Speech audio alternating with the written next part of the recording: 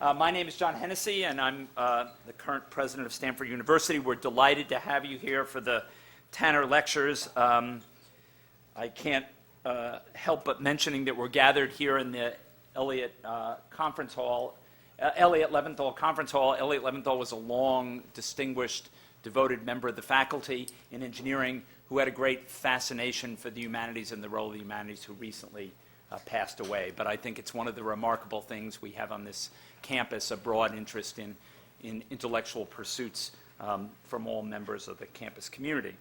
I'm pleased to welcome you to the first of two Tanner Lectures on human values that will be given this year by Professor John Cooper.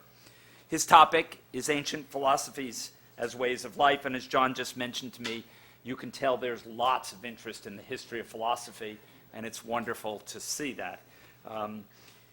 It's an honor to be able to offer the Tanner Lectures at Stanford. They were established in 1978 by Obert Clark Tanner, and the lecture series gives us an opportunity to invite nationally and internationally acclaimed speakers whose work explores fundamental human problems from a range of perspectives.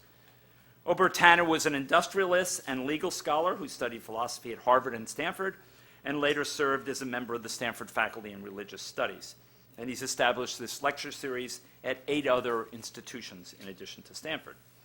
Before I introduce Professor Cooper, I'd like to take just 1 minute to recognize the people who helped organize this year's lectures. Please join me in thanking the members of the Bowen McCoy Family Center for Ethics and Society and the Tanner Lectures Steering Committee for their time and efforts in putting the lectures together. Thank you.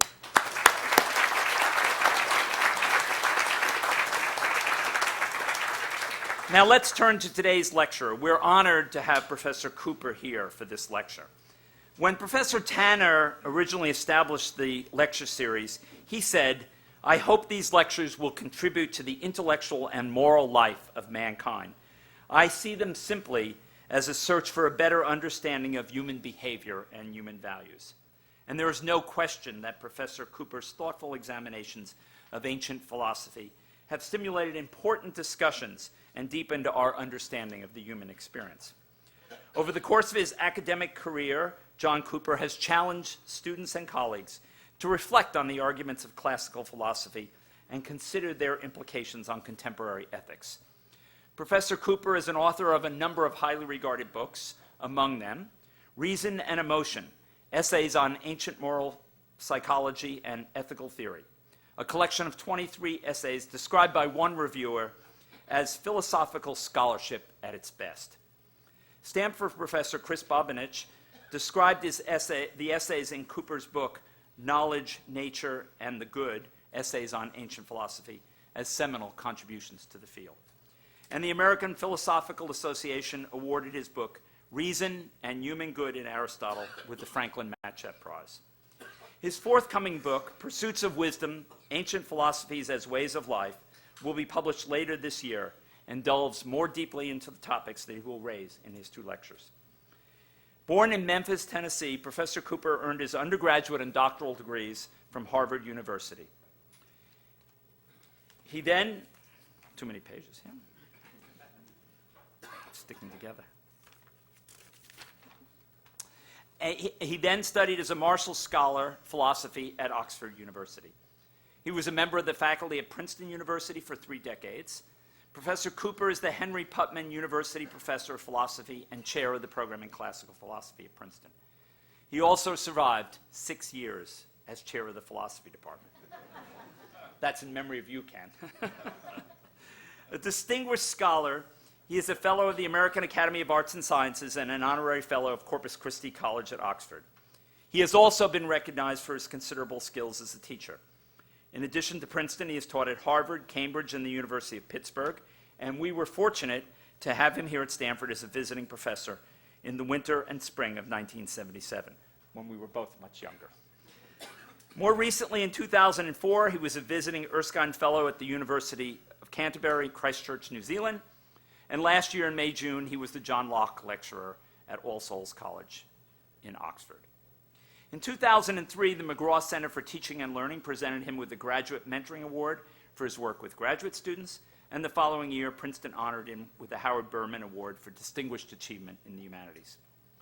Whether in discussing Plato's theories of justice or Aristotle on friendship, pleasure and desire in Epicurus, or Greek philosophers on euthanasia and suicide, Professor Cooper brings his considerable analytical skills to bear on important philosophical problems.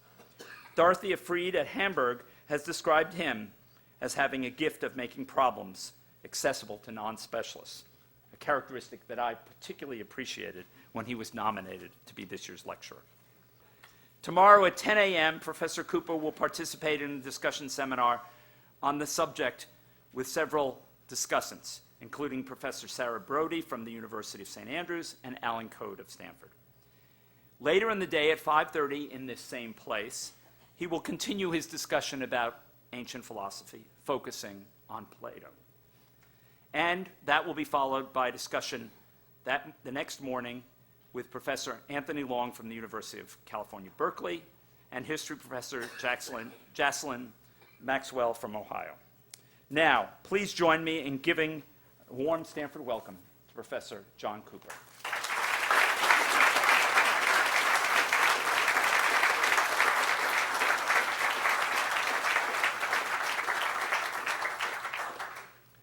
Thank you, President Hennessy, for such a nice introduction. It's a great pleasure to be at Stanford again. As John said, I spent one academic year, actually, in Stanford teaching as a visiting professor in the department for 2 quarters. So it's a kind of return to Stanford life that I'm enjoying. Sorry, is that okay? That I'm enjoying in giving these lectures. You should all have a handout. Which you will need to refer to in order not to make me lose you more than I inevitably will do as I begin to get through the talk.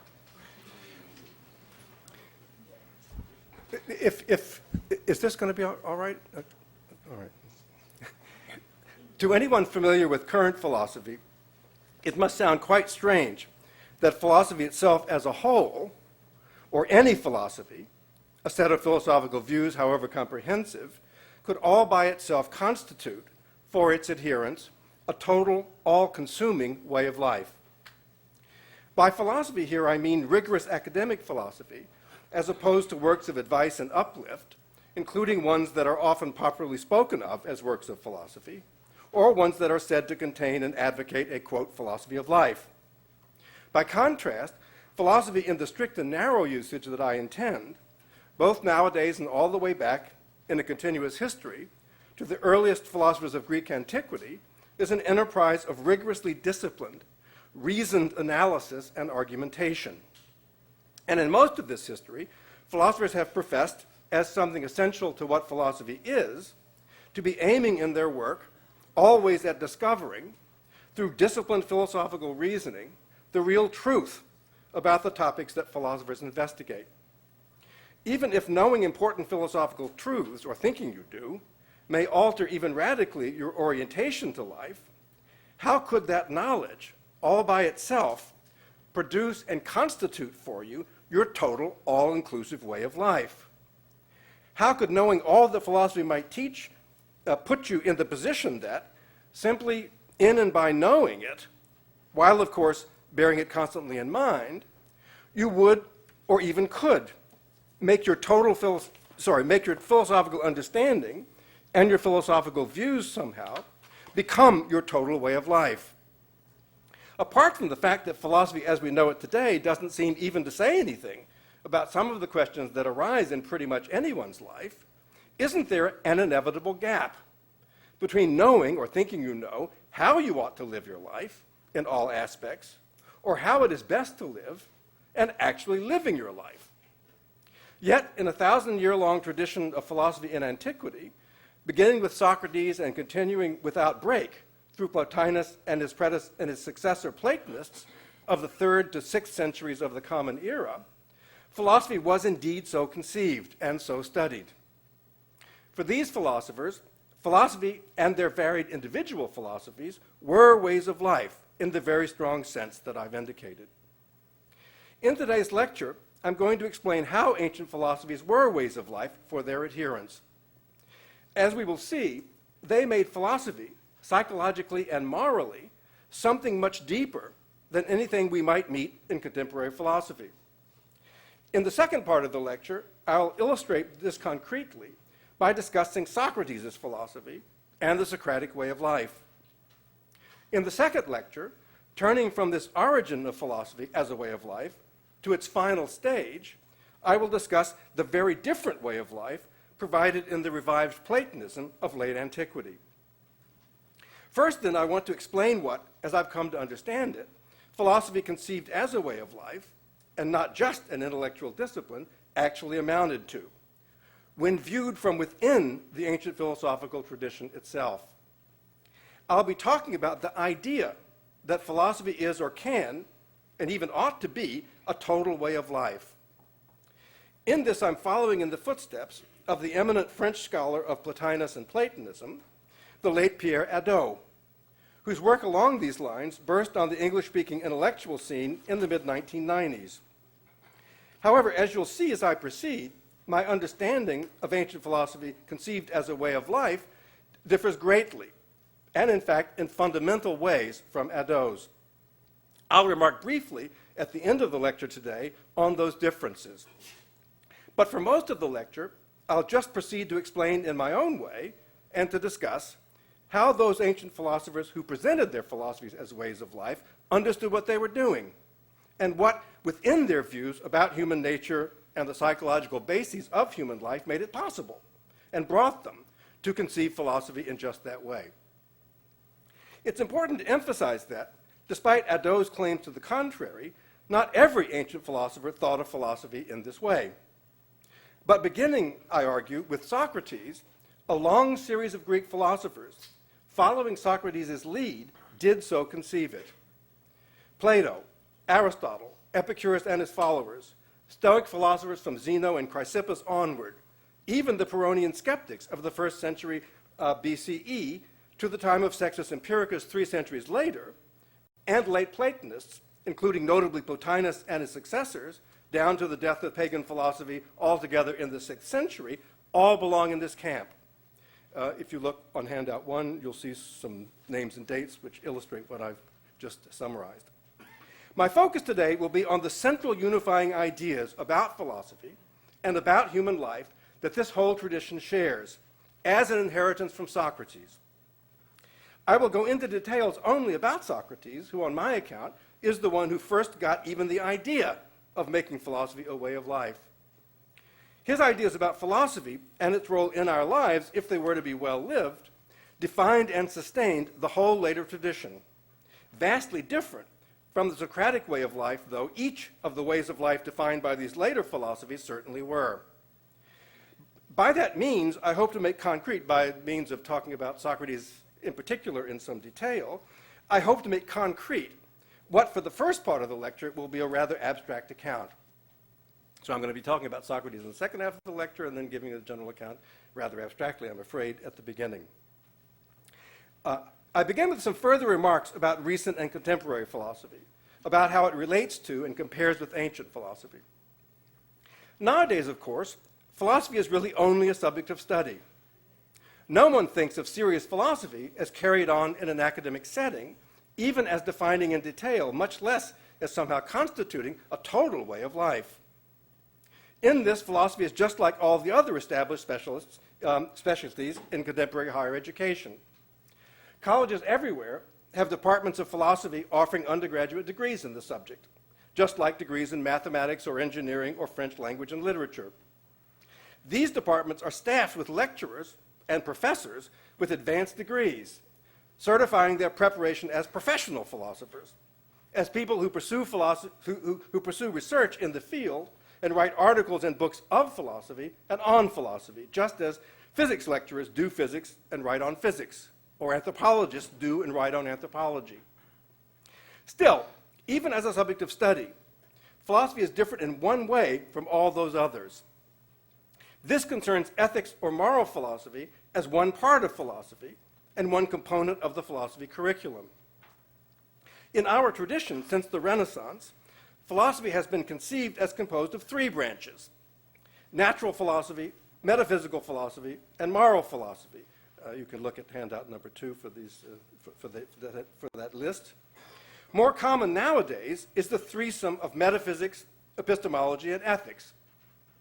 Of course, other contemporary specialties not easily brought under any of these principal headings are recognized as well: logic, philosophy of language, philosophy of art, and so on.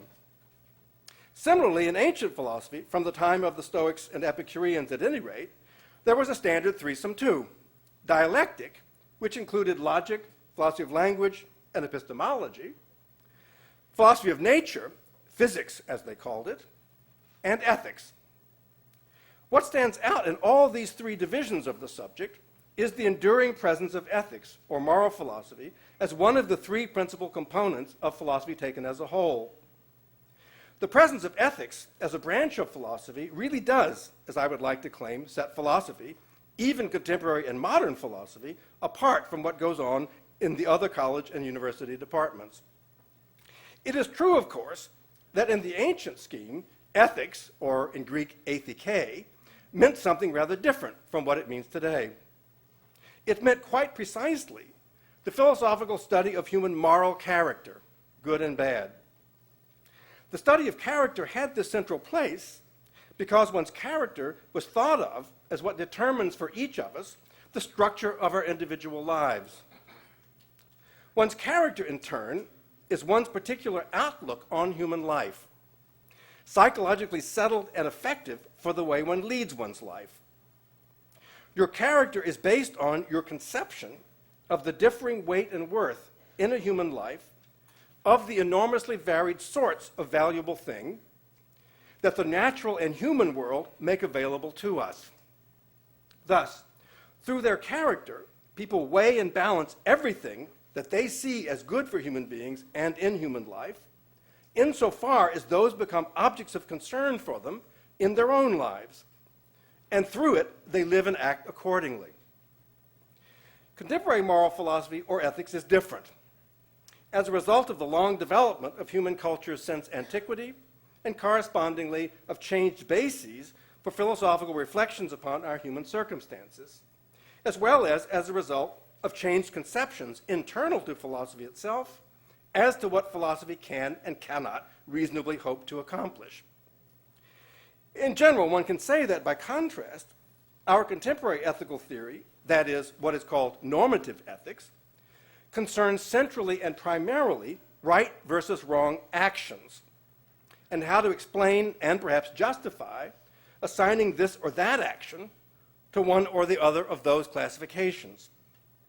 Ancient moral philosophy, then, starts from and it focuses instead on goodness and badness of character, good and bad ways of being a person. Certain actions follow from the sort of person you are, of course, but for the ancients, actions are a secondary matter, secondary to character. Nonetheless, despite these differences between modern and ancient philosophy, ethics is the one of the three members of my three divisions of philosophy into parts that is found throughout the history of philosophy. Since Socrates, history of philosophy since Socrates, that fact establishes the difference that I said a moment ago I wanted to claim between philosophy as a subject of study and any of the other areas of specialized study offered in our universities. In modern or contemporary philosophy, one might be trying to arrive at a satisfactory result concerning the bases for deciding which actions are morally right and wrong, that is, for thinking about what we all owe to one another simply by living in the world together. In ancient philosophy, one might be thinking and learning about good human character as grounded in correct judgments concerning what is valuable in life. In either case, moral philosophy deals with questions about how anyone ought to live. Since everyone has a life to live, this subject at least professes to concern everyone, and not in some incidental way, or in some way that can be left to others, to experts, to see to. Other subjects may and indeed do have much to teach that can have much practical value. But those questions may or may not be of particular interest or concern to different individuals, given how they are placed in life. By contrast, normative moral theory takes as its subject something that necessarily concerns everyone directly. It is inherently a practical subject, at least in part, and one that engages directly with universally applicable questions of how to live and what to do or not do. Whereas, it seems, none of the others has such a status of mandatory, universal, personal concern. Still, ancient philosophy is distinctive in one crucial way, connected to what I said a moment ago about how modern and ancient ethics construct themselves. By and large, you could say that nowadays, normative ethical theories or normative political theories attempt to tell us what we should do or not do, personally or politically, where questions of what we owe to one another arise, but only there.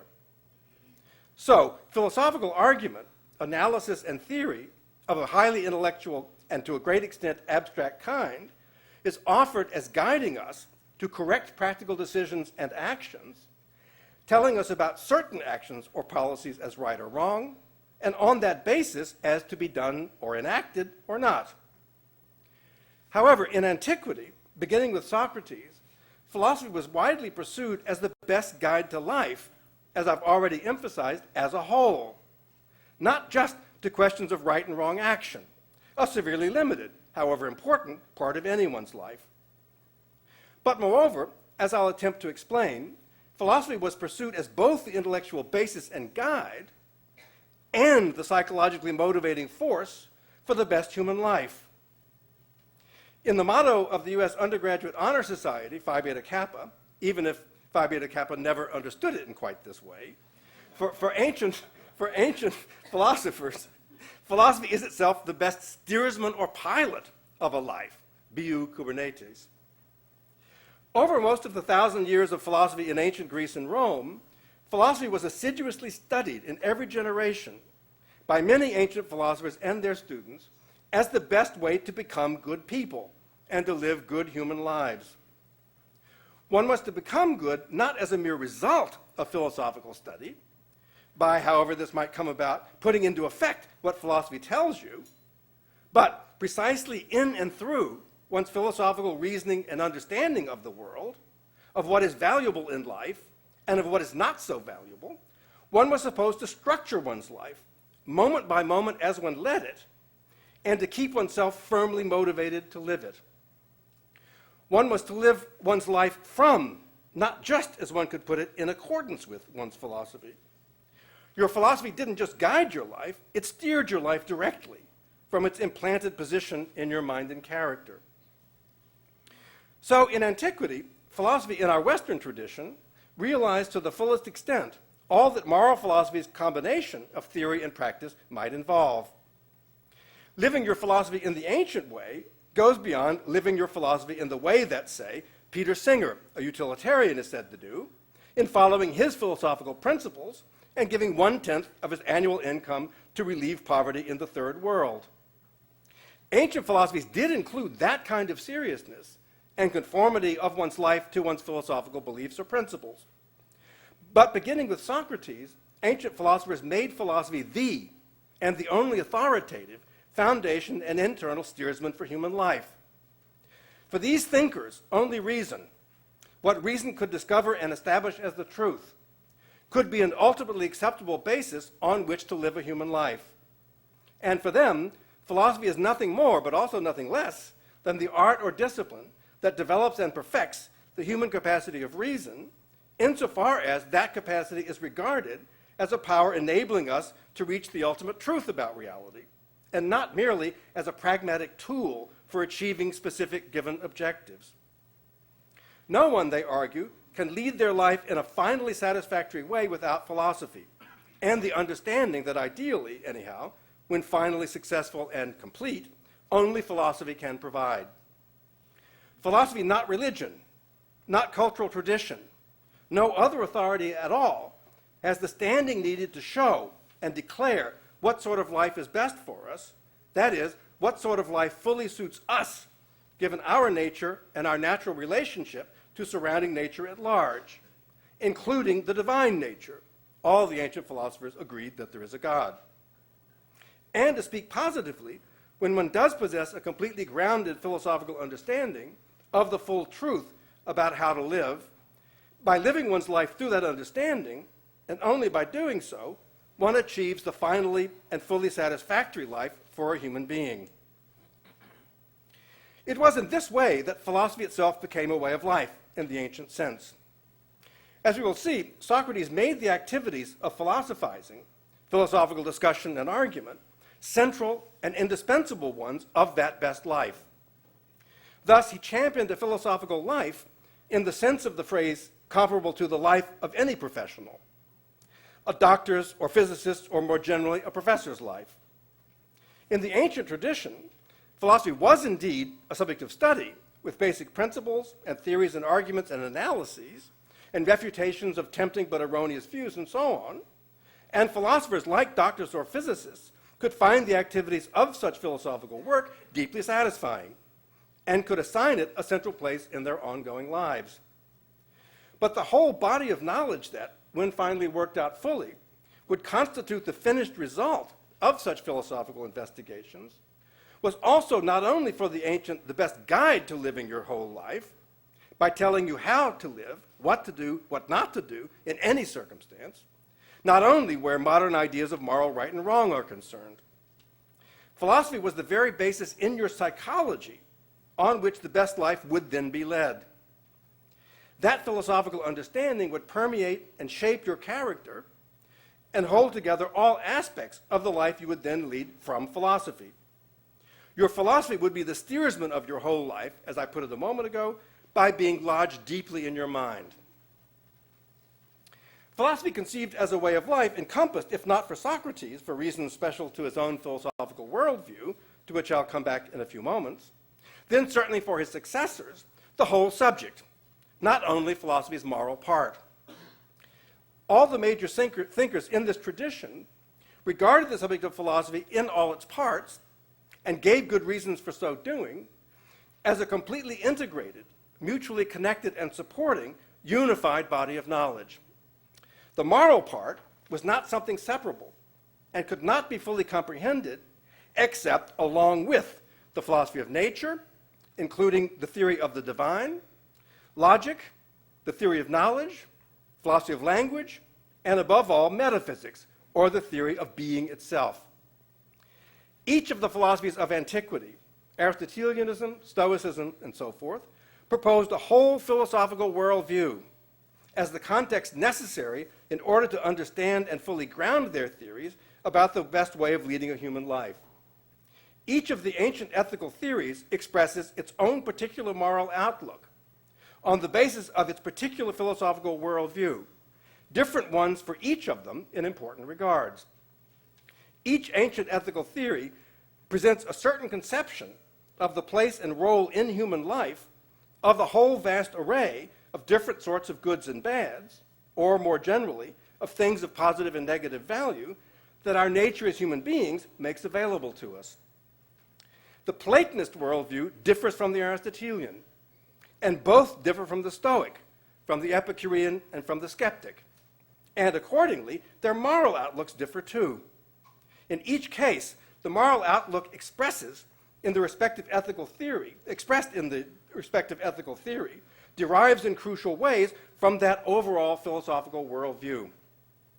For that reason, it is entirely appropriate to speak, as Socrates and others in this tradition all did, of philosophy as they conceived of it, and not instead only of moral philosophy or ethics, as not only proposing, but constituting a way of life.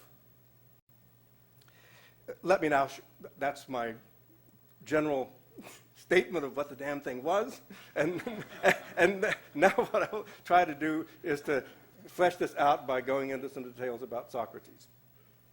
So let me now shift to discuss specifically just Socrates and Socrates' philosophy and the Socratic way of living. Since we're talking about philosophers and their philosophical views, we need to see what Socrates' and the others' philosophical reasons were, what their philosophical arguments were for holding all of the underlying assumptions about philosophy and about human life that I've been summarizing. I can't in half an hour do much to work out in detail the arguments that led Socrates to his conclusions, but I can, I hope, give you a philosophical sketch of them. I'll focus especially on Plato's Apology, but will rely also on others of Plato's Socratic dialogues, including especially the Protagoras and Euthydemus. Plato, of course, wrote a lot of dialogues where Socrates is a main character, including the Republic and Phaedo, which do, of course, have things to say about philosophy and ways of life. In speaking of Socrates, however, I am concentrating on the character Socrates as he appears in the Apology and in some other philosophically closely related dialogues, and not the Socrates of the Republic or Phaedo. All the way back to antiquity, philosophers who read Plato's work have distinguished between his so-called Socratic dialogues, ones in which he is giving us his own idealized intellectual and personal portrait of the man he knew, studied with, and admired very greatly, however much at the same time proposing a critical evaluation of his philosophical views, and other works in which Plato goes onward from there to develop his own philosophical theories. The Republic and Phaedo belong to that second group. In any event, I should emphasize that in speaking of Socrates as the founder of the ancient tradition of philosophy as a way of life, and in what I'm now going on to say about Socrates' own philosophy, I am talking not so much about the historical Socrates, as he really lived and breathed and talked and did philosophy, as about the character Socrates in Plato's Socratic writings, and to a lesser degree, related writings of Xenophon and others who also knew Socrates. I'm talking especially about the character Socrates in the Apology. Maybe the real Socrates was somewhat different from this fictive one of Plato's and others' idealized devising. We don't know. We do know the Socrates of Plato's Socratic dialogues, and he is the one who presents philosophy as a way of life, constructs a philosophy of his own, and is presented as living by and from it. His ideas, the fictive Socrates' about philosophy as a way of life, were in fact the pattern for all the later tradition. Plato's Apology is Plato's rendition of how Socrates' speech to his jury of 501 male Athenian fellow citizens might ideally have gone, when Socrates was on trial at the age of 70 on charges of having violated the Athenian law against impiety. This law was thought important to the Athenians because they thought their own city's success and the prosperity of the Athenian people individually and as a social and political entity depended crucially on the favor of the Olympian gods, Zeus, Hera, Athena, Apollo, and so on. Anyone who violated this law in any large, visible, public way was courting danger for the city and the society and had to be stopped. These gods might or might not take umbrage at private impiety, but they sure did if it was publicly flaunted. Socrates was charged with violating this law in just such a public way. The claim was that he, a prominent public figure, flagrantly did not show the Olympians the honor that they demanded in return for their favor. Instead, he trusted to his own private daimonion, or voice, that warned him from time to time against some action that he might be contemplating. It was also claimed that his philosophical discussions with the young men who surrounded him as he talked philosophy all day long, every day in the public spaces of the city, in fact corrupted them morally. Immorality is offensive to the Olympian gods, and so in publicly corrupting the young, Socrates was calling divine disfavor down on the whole city. Now, though this was not explicitly said, what Socrates' accusers surely had in mind here was that Socrates encouraged his young men to think for themselves on questions of morality and value and life, and that, his accusers thought, was a corruption. They were outraged as parents whose sons were getting uppity and demanding reasons for everything. We Athenians, they thought, under the aegis of our gods, already know in our well-established traditions how we ought to live. At least we Athenians ought to live. Our traditions, including our religious traditions, are the correct basis for life, and we don't want our young people to start questioning them, looking for reasons why they are correct ways of living and behaving, or, of course, perhaps not. In Socrates' speech to the jury in response to these charges, we get Plato's defense of Socrates and of Socrates' life as a philosopher. So we can turn to what the character Socrates says in the Apology about himself to get a broad explication of Socrates' philosophy as Plato presents it. Socrates presents himself as having been devoted over many years to what seems to be full-time engagement in discussions with various fellow Athenians and visitors to Athens. Some of them were young men who flocked around to listen to him, interrogating these other people. but some of them were adult persons with settled positions and reputations in Athenian society. These discussions were philosophical in character. They consisted of questions Socrates would ask about some matter of importance for human life to get the discussion started. What do you think courage actually is? That's the organizing question of the dialogue Laches. Or what do you think modesty is? The question of the Charmides. Or friendship, the Lysis. Or justice, Republic 1. Or is virtue one thing or some number of separate and distinct things? That's the question of the Protagoras. Is oratorical skill a good thing? What even is it? What does it do? The Gorgias. He would then, after asking that initial question and getting an answer to it from somebody, he would then direct further questions to the respondent about his initial answers, seeking his reasons for thinking what he thinks and asking for a reasoned defense of those reasons. In the Apology, Socrates connects this work of his as a philosopher to claims for his own self-improvement and that of everyone else involved in it. He famously maintains that one's soul and its condition, whether good or bad, which, for reasons I will explain in a moment, he thinks is improved by such discussions, is the most important thing for anyone.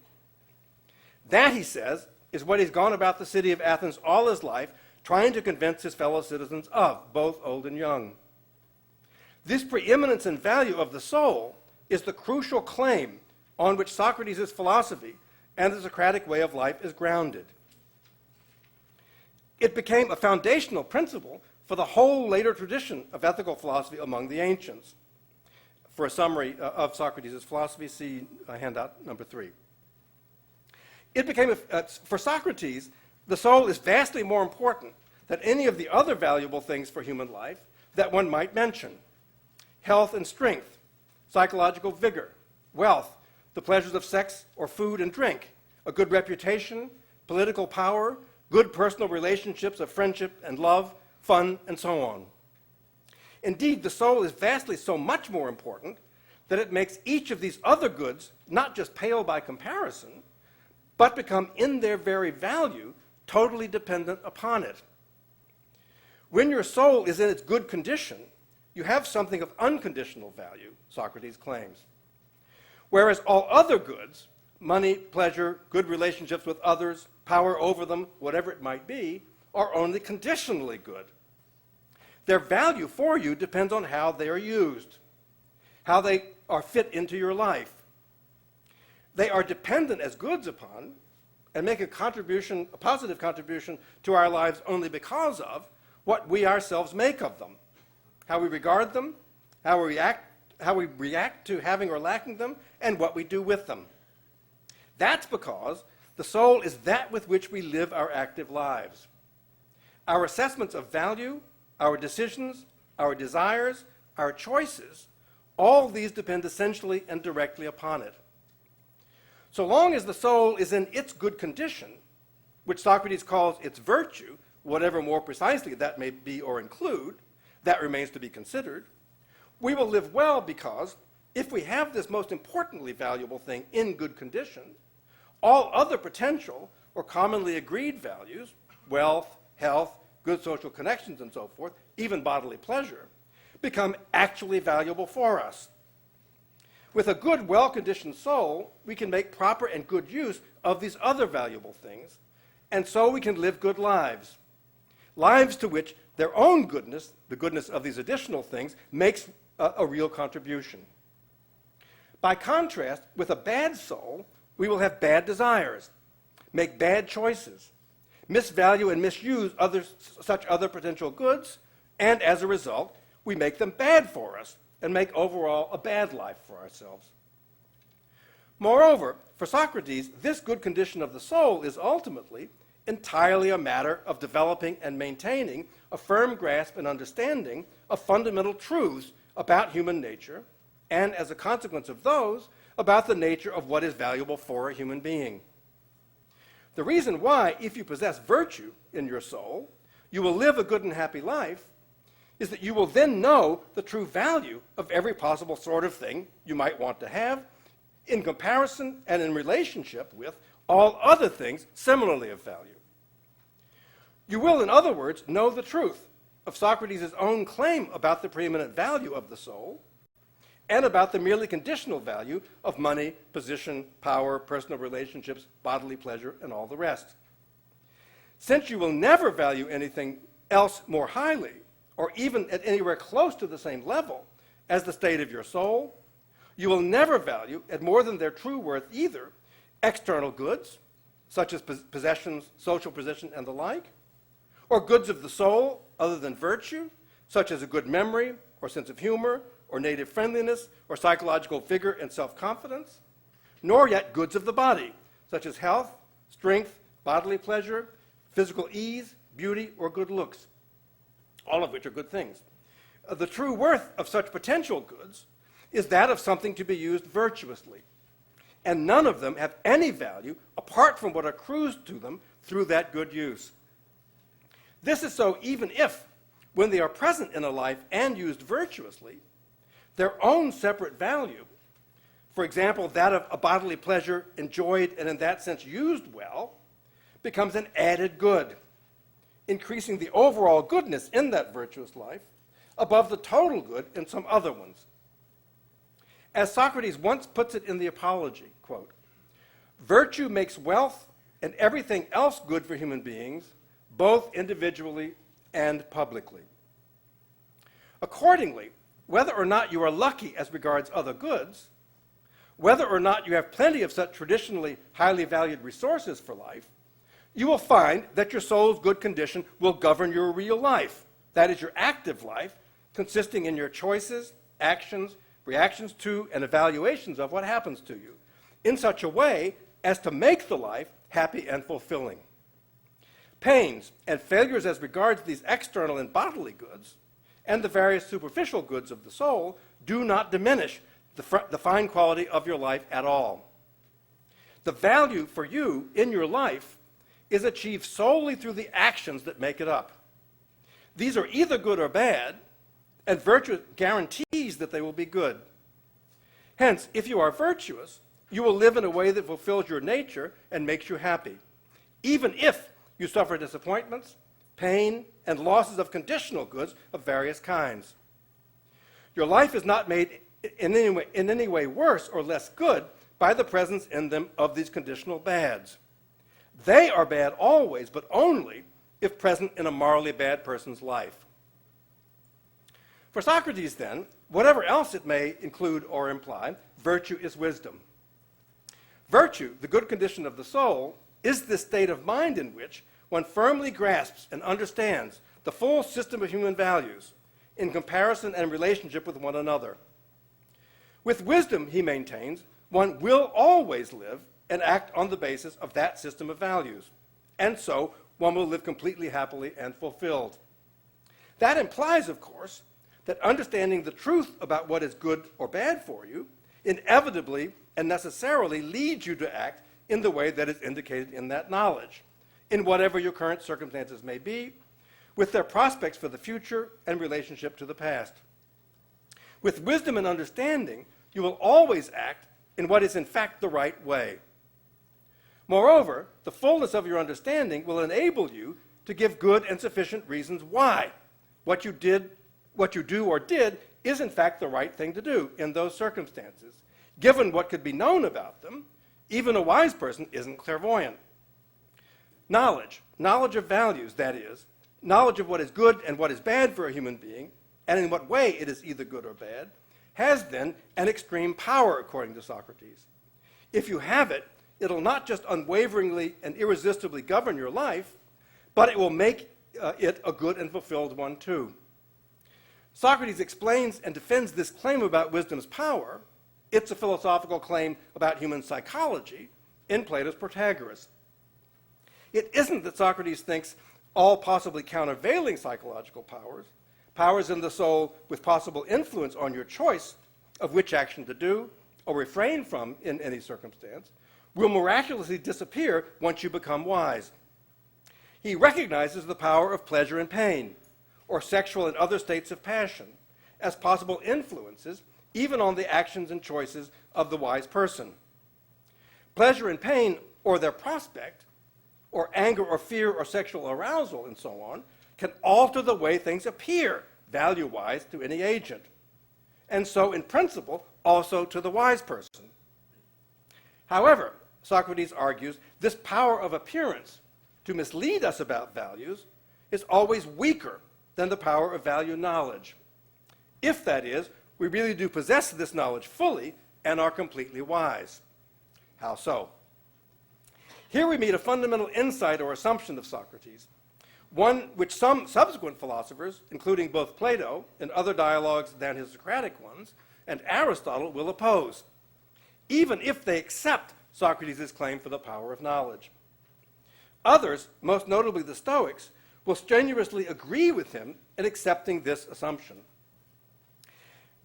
It belongs to human nature, Socrates thinks, that when we are grown up and in charge of our own lives, any and every action we do is done with and from the thought that it is the best thing, taking into account everything it occurs to you to take into account for you to be doing then. You may be ambivalent or uncertain to some extent as you at first reflect on the situation, if you reflect at all. But when you act, you necessarily are committed in your thinking to the idea that this, despite whatever you see that may count against it, is the best thing to do.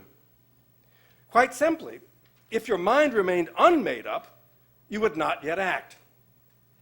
This follows from the fact, which Socrates thinks belongs to human beings by their nature as rational animals, that we can only act on reasons that we accept, at the time when we act on them, as sufficient to justify the action, or at least make it the thing to do. Only the acceptance of such reason can possibly move an animal with a rational nature to action. Our power to see and give ourselves reasons for acting is the only psychic source of motivation within us that can actually set us upon the movements that constitute or produce our actions, with their particular goals and nuanced or merely gross and unnuanced appreciations of what we may be doing. Thus, possessing a rational nature entails for Socrates acting always, in a sense, rationally. We always act subjectively rationally. That is, we always act for what we take to be adequate reasons. As Socrates puts it in the conclusion of his analysis in the Protagoras, quote, "No one goes willingly toward the bad, or what he believes to be bad. Neither is it in human nature to want to go toward what one believes to be bad instead of to the good." End quote. Many people may regret what they have done immediately after doing it, just as they may waver and be uncertain just before acting. But everyone in acting does what they are then holding to be best, because otherwise, given our rational natures, we would do nothing at all. We would not even refrain from acting. Now, from this thesis about human psychology, Socrates' claim of the power of value knowledge follows directly. Value knowledge gives its possessor an unfailingly complete basis for evaluating situations and circumstances as one becomes aware of them. This leads to a clear apprehension of the best thing to do under the current conditions, as one understands them to be. If it is part of human nature always to do, if anything at all, what one thinks is best, such a person will always and only do what, at the precise time when they act, they think is best. And because knowledge makes those who possess it always right about what is best, they always live well, happily, and fulfilled in the way I described above. Other people, ones not possessed of this knowledge, will very frequently be governed by the power of appearance. It is a second fundamental feature of human nature to be constantly bombarded by value appearances, due to emotions and other feelings, including bodily sensations. Just like the wise person, they will always do what they then, at the moment of action, think is best.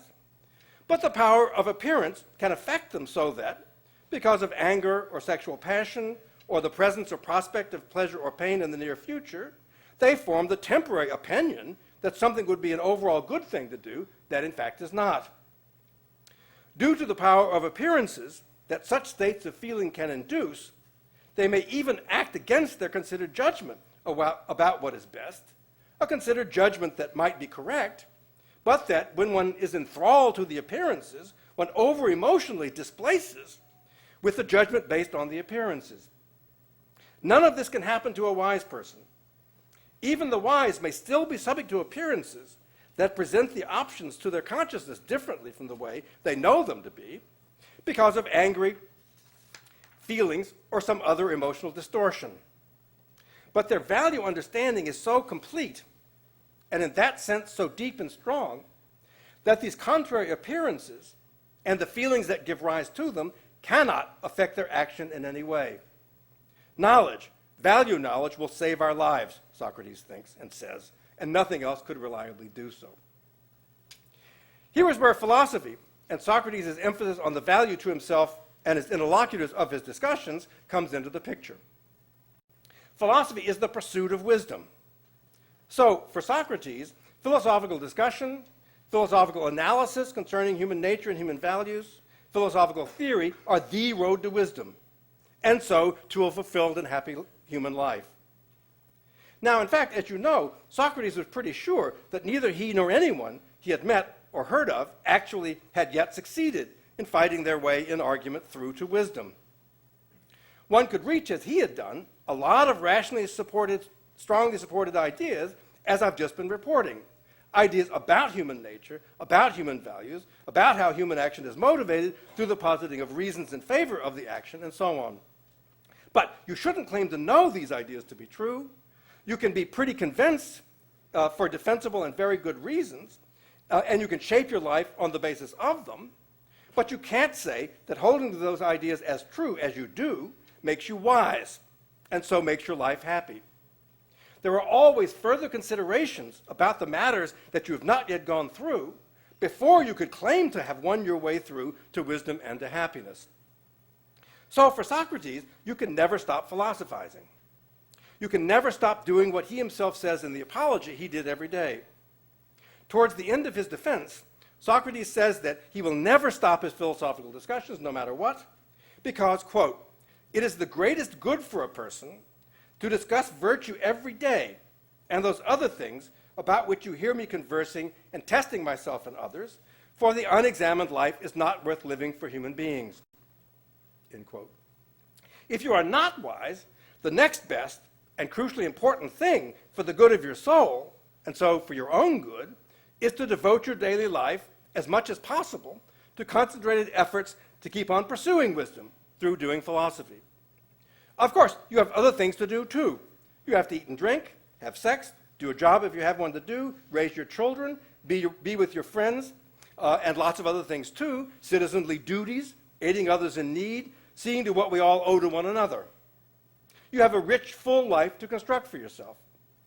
As to all those other concerns, the grasp that philosophy has given you of the whole realm of human values, even if you cannot claim to know any part of it to be true, beginning with the preeminent value of your soul and its good condition, will give you all the guidance you need. You will live from your philosophy, that is, from your philosophical understanding of values, so far as you've advanced in that understanding up to then. As we have seen, your life will be one in which the activity of self-improvement through philosophical study and talk plays a huge and central role. In this activity, your soul, the thing of most importance for your life, attains or keeps on moving toward its own fullest perfection. But philosophy will also occupy your life when you are not sitting around reading or talking philosophy. Your philosophical understanding of values will be what forms and sustains your moral character as you go about every aspect of your daily life. Thus, philosophy will play all three of the following roles in your life. The three are listed in handout number 4. 1, philosophy tells you how to live, what to do and what not to do, with what thoughts, in what spirit, in every aspect of your life. Philosophical understanding, lodged in your mind, steers your whole life by directly and on its own moving you to every choice and action making up your life. Third, one thing that philosophy tells you is that philosophical study, discussions, etc., is a very good thing and should be included in your life if you're up to it or can find time for it. Some people are excluded for external circumstances. So much then for the Socratic philosophy as a way of life. As I've said, Socrates set the pattern for the rest of the Greek philosophical tradition. All the subsequent ancient Greek philosophical ways of life fit this same basic pattern. In them, philosophy serves the same three functions. Philosophizing itself is accorded an especially high value among all the other activities of your life. Philosophy gives overall guidance to your life as to what to do and not do, and in what ways to do these actions. And most interestingly, philosophy lodged in a person's mind steers their life in all its aspects.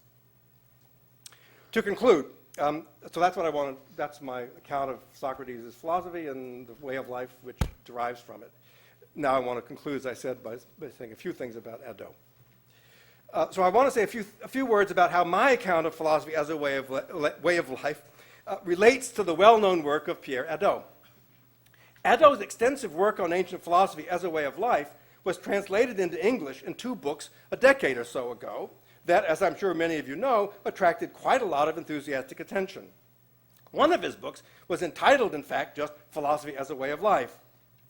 The other is called What is Ancient Philosophy?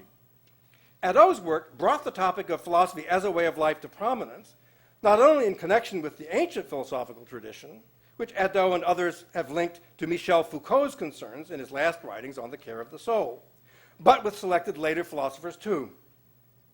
Reading his work gave part of my own impetus to work on this topic myself, so I admire his work very much.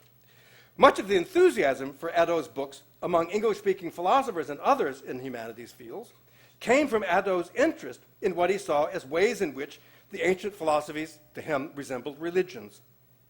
He emphasized, to my mind, greatly overemphasized, the role in ancient philosophies as ways of life of what he called spiritual exercises, a term that he got from St. Ignatius of Loyola, the 16th century Spanish founder of the Jesuit order.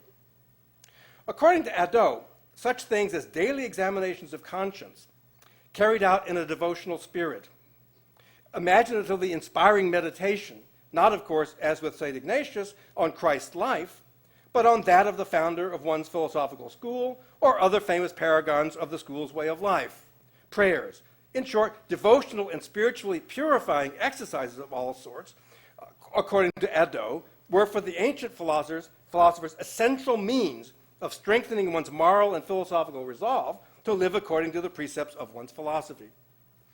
Spiritual exercises belonged for Hadot to the essence of ancient philosophy.